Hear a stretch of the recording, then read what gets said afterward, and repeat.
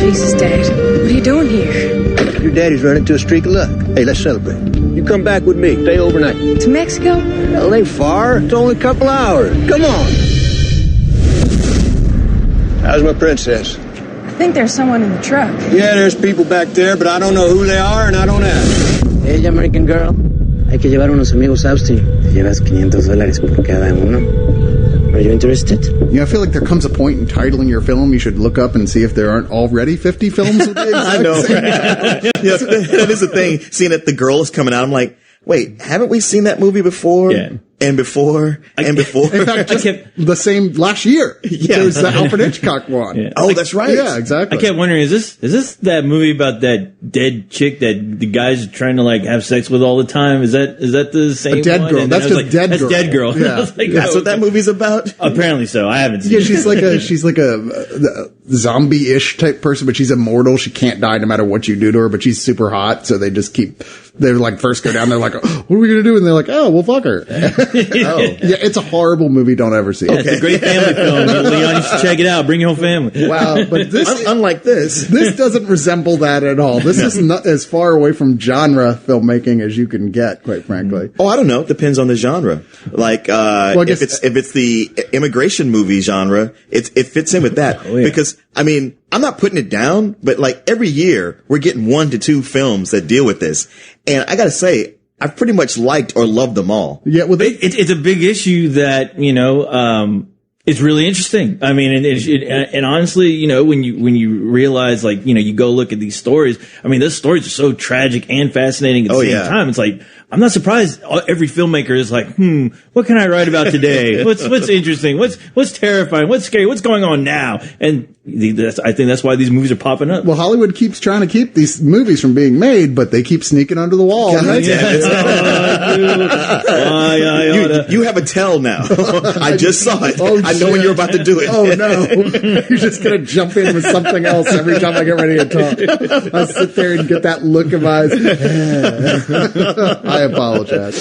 Anyway, The Girl is a 2012 film that we just got. That's directed by David Riker, who is, he's from Boston. He's lived all over the world, but not strangely in Mexico or a Latino country. Even though he makes a lot of movies about That's Mexico. all he makes. Yeah. It's movies about immigration. He's one of us. Google gobble. In this new one stars Abby Cornish as a woman who she lives in Texas. She's, her life kind of sucks. She works at a really low rent Kmart shopping center type place. Well, it's not just that her life sucks, but she's got a bad attitude on top of all Well, that. she does. You can't really blame her, all things considered, either. I mean, she's got a bad attitude about it, but she's got a kid, and the kid is put in a foster home, and she's like even being told, you can't come see your kid without permission, because she just doesn't have her shit together totally. I mean, she's not a complete waste of life or anything, but she's getting close. Her alcoholism appears to be rising. Yeah. She lives out of a trailer, and she's miserable and has no idea how to fix this. You realize real quick when this movie gets going that, she should be nowhere near that kid ever. That's what I love, because they do try to make you feel sorry for her. Like, oh man, they're taking her kid away. But every second you watch it, you go like, yeah, I think that's for the best. Probably not helped when we meet her father, played by Will Patton, who's a trucker, goes back and forth between Mexico and Texas and all over the country regularly. And he's like, obviously the prototype on which that Abby Cornish was built. He's Right. just like, he can't be trusted to hold down much of anything. She came off that same Ford assembly line of rednecks. He can't even hold down a glass. He keeps lifting it up. Yeah, it's true. Yeah, he's a drunk redneck trucker who's like, hey, baby, you need some money? I got some money. I'm going to get some money for you. And I'm sorry, I didn't want to step on you if you're going to keep telling me. Oh, you son of a bitch. You're always coming over here stealing all my lines. He has this whole script ready and prepared. but see, there's a light shining through it so I can read it from the other side. But when he convinces his daughters, like, I know things are tough, but you need to take a break. Come with me down to Mexico. We're going to party. It's going to be fun. It'll get your mind off things. She goes down there and finds out her dad surreptitiously has been using his vehicle to transfer, to be, what do they call the name of people who take smuggle? immigrants? No. There's a name, a coyote. Oh, coyote. Yeah, he's illegally moving immigrants and making a good little parcel of cash on the side, doing it from time to time. So, she's hurting so bad for money. She'd just been told by, basically you're going to have even less access to your own child if you don't get your life together, which of course involves money. Mm-hmm. She's so desperate and so stuck in her own world, quite frankly, her own head, because of the misery that she's found herself in and partially put herself in, that when she's down in Mexico, when she goes down there again to see her dad who's not there, and gets approached by somebody, hey, can you help us? Like, all you have to do is go to the other side and wait, and we'll we'll just pick them up and take them once they're in Texas already. We'll pay you $500 a person. At first, she's almost offended by the idea, but it doesn't take long for her to reconsider. Pride goeth before a fall. The long and short of this is things don't go well, and she ends up saddled with a very small young girl who has no idea. They have no idea where her family is, if they're even still alive, and she finds herself, of course, identifying because she has her own kid, and it puts her in a position where she has to reconsider everything she ever thought about this situation, and especially just about that whole putting herself in someone else's shoes. No matter how bad you've got it, right, there are people who have it so much worse than you. It is a thing that defines her and makes her not the piece of shit that she seems to be when it starts. Because if she was a piece of shit, she would just walk away and go like, hey, sorry, sorry it didn't work out, but I gotta go. And well, a majority of it is that sense of guilt that she has throughout the movie. And, and now the fact that, not only does she have to deal with this guilt, but yet, there's a little girl that, it's she's her responsibility now. Yeah. And responsibility to the extent that, she needs to help this girl find, her mother.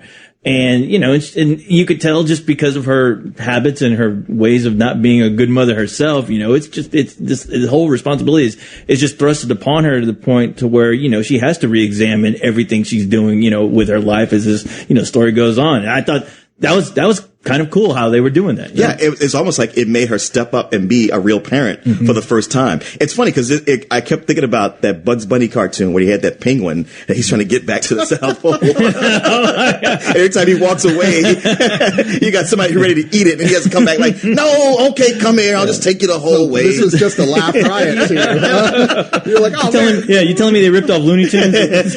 Well, I didn't think that until they kept running into Humphrey Bogart. No. Pardon me, because you help a fellow American who's down on his luck. 8 of our viewers are going to I know. But those 8 will love it. And the fact that it gets across so well, like, as you see through this woman's eyes, like, her changing, really becoming a different person as the film goes along, is helped immensely by the actress, Abby Cornish, who pulls off what I thought was a stunning performance in the lead role. I always thought Abby Cornish was like one of these glamour actresses. Well, she's mainly done indie films with the exception of the Sucker Punch, I think, that she was in. Oh, okay, okay. I always kept thinking that if Charlize Theron wasn't around, right? Yeah, this is the girl that would easily replace her. Yeah, you seriously haven't played Charlize Theron's sister in anything yet? I mean, because seriously, it's a little startling. Yeah, it's amazing. Yeah, like I said, like we look at a picture of her now, and usually she's glammed up, and so here she's very dressed down. Reminiscent of Charlize Theron in Monster. But boy, did she pull it off, and you just, I felt just so much, empathy or sympathy with either one with these characters. Well, I kept thinking, what a big set of balls she has to just go and hang out in Mexico whenever she feels like. Oh, I know. And it's like whenever she has a whim just to go out and drink, she's across the border drinking with every scoundrel you can imagine. Clearly, and Mos Eisley. I have to think this movie takes place 10 years ago before the drug war got to where it was. Oh, I know. There's no way you could do that now. Well, they even tell her, well, one of the immigrants down there is like, oh, you can't own me, that's cool, but you're stupid for hanging out here. You won't be hanging out here, lady. That's right, because she even almost gets raped while she's there. It's like, that's not enough to make you I should go back home. Well, those beer specials are too awesome, apparently. It's just, you're in Mexico, you almost get raped, you go to Florida, the mosquitoes are bad. It's just, it's those little things. Not every place can be paradise, okay? I gotta say, I love this movie, and at the same time, I spent so much time being mad at her character. Well, yeah. I was just like, man, look what you did. That's what makes a good film. I know. It's called character. Well, why that works is because she's just as mad at herself Yeah, it wouldn't be like if I was go, look what you did. She'd be like, I know, stop. Yeah, and I have to give a lot of credit to the little girl that they have in this movie. Like the chemistry between both of them it's so strong that, you know, at the end of the film, I mean, yeah, you're going to get a little teary eyed, I'd imagine. But I mean, just the little girl. I mean, I don't know if she's ever done anything before. I hope she does. I hope she's just not one of these like token Mexican chicks across the board and we threw her in a movie. I mean, I hope to see that little girl actually make it because I get scared. I was like, man, I'm curious about this kid because whenever I see such good actors, I always notice that directors just pluck them out of their actual environment. Yeah. Say, hey, do you want to put in, do you want to be in a movie? Just like those kids from Slumdog Millionaire. Right. Well, you realize those kids were practically homeless and even after they made their movie, they still tore down their shanty home. They paid them with an early death. Yeah, I know, right? It is a clean and honorable way to die. You see them on the side of the street selling bootlegs of their own movie, like a quarter. And it's funny. The director's like, I'm not responsible for them, but your movie was all about that. The movie's over. We wrapped already. Yeah. Well, you know, there's a long-standing policy of that. Like every time Sally Struthers goes and films a commercial, they're like, don't feed them. They gotta look hungry. There's a lot of stuff to like here, but you know, as a warning, this is definitely more of an indie film. Sure. It's very atmospheric. It spends a lot of time where you're just kind of examining the characters through the lens without a lot of dialogue, really. And like I said, so much of why that works depends on the fact that Abby Cornish is so good in this. She says so much with so little. Yeah. Oh, by the way, let me translate to everyone else out there. It's slow. It's a slow moving film. Is it? Because, okay, I saw this, last year, back when we were watching our Oscar screeners.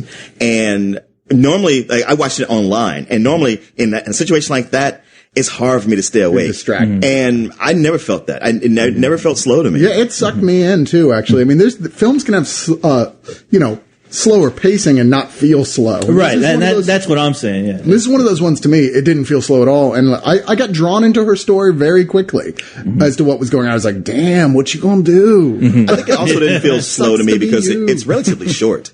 It doesn't waste a lot of time. No, it is not that long of a film, and it really is more or less directly to the point. It's only 95 minutes, and there's really no fat to be trimmed from this film at all. There's no unnecessary subplots or anything like that. There's nothing that she's the main. The characters are her, Will Patton, and the little girl. Yeah, the girl, and that's like really the majority. Everybody else who appears as a line or two. It's like, okay. Directing to the point. I like that. Yeah, and it's effective. I mean, yeah, like I said, don't be turned off by when I say slow. It's not going to be where, you have like smugglers looking for these kids and, you got a gang chase them down the road. They're not constantly on the run from La Migra. Exactly. Yeah, it's nothing like that. And I love it when they have to. Cool change of pace. I like it when they have to team up with Robert De Niro and Charles Grodin. Yeah, I know. Oh, if only they could have done that. That's a midnight run for you. Yeah. But 12 people got that one. Yeah, I know. Slightly more than the Humphrey Bogart, to be fair. But yeah, I really did enjoy this. I'm actually curious about this director's other films. David Riker, who apparently made a cool looking sci-fi film called Sleep Dealer that also deals with immigration, and a film that he got really famous for in art film circles called The City all the way back in 1998. But regardless, this is my first exposure to him. I really enjoyed it. I'm going to give The Girl full price. This movie, actually, having seen it last year, it was my pick for best Austin film. I don't know what the Austin connection is. But also we never did do our top 10 list, but this is going to be number 11 on my list. Wow. I really like this movie. It's a full price. Why would that be on your top 10 if it's number 11? It's because we always go past the honorary mention. But still. Because I can't count, okay? You want to just put me out up there on Front Street? Fine. Your toes don't count. I have an extra toe. Well, I'm right there with you guys. I mean, it was a nice change of pace. Because when we normally see these movies, I mean, they're extremely tragic. They make you never want to go to Mexico ever. But this one, there was definitely a sweet, engaging story, within just the crazy circumstances of it all. And enough to really make me pay attention to what was going on and make me worry about these characters. So it's a full price for me too. Yeah, you were saying it's a big story and it's tragic in some ways. And the thing is, this is one of those films that feels like it's just going to get more and more and more tragic and just be a downer all the way to the end. Yeah. And for people who hate those kind of films, let me tell you, it's not one of those. It definitely reaches this peak, and then from then on, it just sort of starts to become more uplifting. Yes, it's like, does. okay, not to the point of being tree-clear. No, it's not the feel-good movie of the year, but it doesn't just leave you in a dark place. Yeah, except for wondering, seriously, you're gonna call it The Girl? I'm still upset about that. Esperen del otro lado. ¿Qué pasó? Todos gritaban como locos. Yo cargué a la niña. Quiero a mi mamá. What have you done? You must be out of your mind. What am I supposed to do? Drop her at the corner. And you never look back. Algo es asaba. Mi mamá no está aquí por tu culpa.